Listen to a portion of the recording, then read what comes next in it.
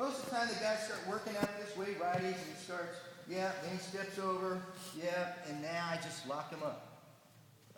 But typically, I don't even like to let him get to that point because he's got the advantage. So I've been there with him before and done that, and I don't like it. So I'm usually trying to stretch him out, and I just automatically start dropping my hook in. All right? And once I'm there, I start underhooking the guy, pulling him on top of me for my half guard. Now we're going to start to feed. Since we're in jiu-jitsu class, we're going to use the pajamas.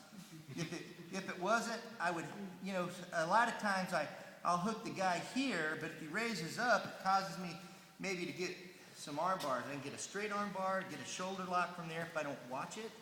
So, but when you have the pajamas, why not use it to your advantage?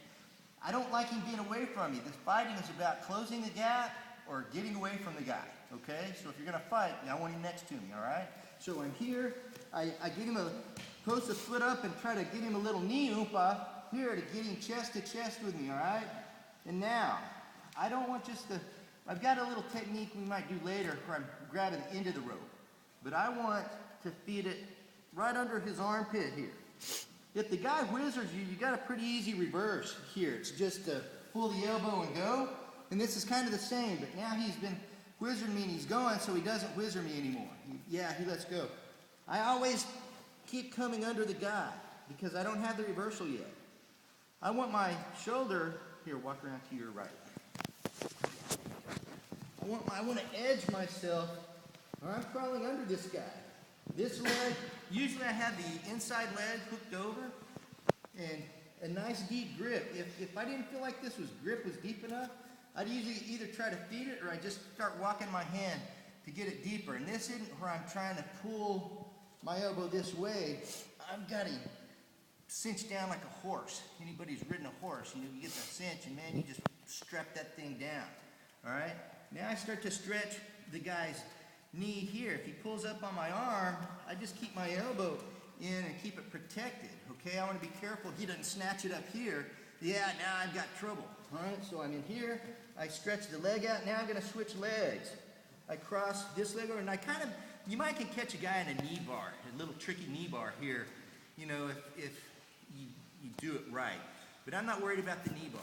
I want the reversal. So now, I just hook and I pull him on top of me, I grab the leg, and I just walk my hips around. I can do it without crossing this leg over, but it's a lot harder if he sprawls. So I switch the leg, and I just kind of drag. I might not even, sometimes I like to drag it down here. There's some, I'll show y'all maybe a kooky half guard muscle cutter later. You probably might have seen it, I don't know. But anyway, I'm here, I start to pull. Now, I use this foot to help shift my hips.